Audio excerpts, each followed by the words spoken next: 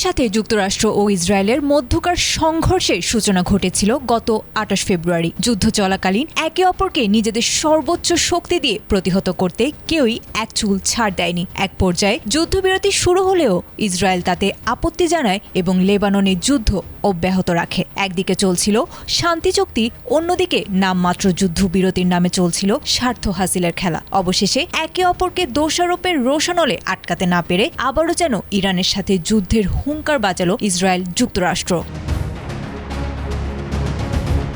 আন্তর্জাতিক গণমাধ্যমের তথ্য অনুযায়ী জার্মানিতে থাকা মার্কিন ঘাঁটি থেকে একের পর এক সামরিক কার্গো বিমান এসে নেমেছে তেল আবিবে। ইসরায়েলি গণমাধ্যমের দাবি, গত ২৪ ঘণ্টায় কয়েক ডজন মার্কিন বিমান বিপুল পরিমাণ অস্ত্র ও গোলাবারুদ নিয়ে ইসরায়েলে পৌঁছেছে। দেশটির প্রতিরক্ষা মন্ত্রণালয়ও সেনাবাহিনীর অপারেশনাল প্রস্তুতি জোরদারের লক্ষ্যে এই সামরিক সরঞ্জাম পাওয়ার কথা স্বীকার করেছে। এমন সামরিক তৎপরতার মাঝেই ইরানের ওপর চাপ বাড়াতে ৫ দফার এক নতুন তালিকা পাঠিয়েছে ওয়াশিংটন। মার্কিন প্রেসিডেন্ট ডোনাল্ড ট্রাম্প হুঁশিয়ারি দিয়ে বলেছেন, ইরানের সময় ফুরিয়ে এসেছে। দ্রুত চুক্তিতে না এলে দেশটিকে সম্পূর্ণ ধ্বংস করে দেওয়া হবে। ট্রাম্প প্রশাসনের নতুন শর্তে বলা হয়েছে, ইরান পুরো ভূখণ্ডে মাত্র একটি পারমাণবিক বিদ্যুৎ কেন্দ্র রাখতে পারবে।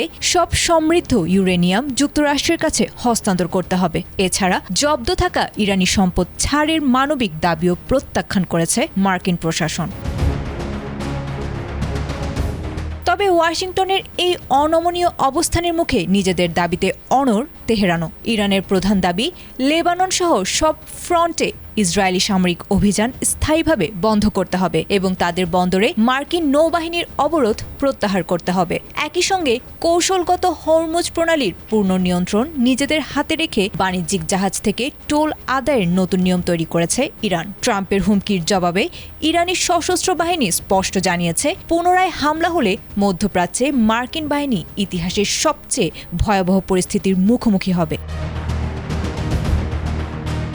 এদিকে দুই দেশের এই মুখোমুখি অবস্থানের মধ্যেই সংযুক্ত আরব আমিরাতের বারাকাহ পারমাণবিক বিদ্যুৎ কেন্দ্রে এক রহস্যময় ড্রোন হামলার ঘটনা ঘটেছে। এমন চরম যুদ্ধংদেহী পরিস্থিতির মাঝেও শান্তি আলোচনা টিকিয়ে রাখতে অলৌকিক চেষ্টা চালিয়ে যাচ্ছে পাকিস্তানের স্বরাষ্ট্রমন্ত্রী ইতোমধ্যেই তেহরানে ইরানের প্রেসিডেন্ট মাসুদ পেজিশকিয়ানের সঙ্গে রুদ্ধদ্বার বৈঠক করেছেন।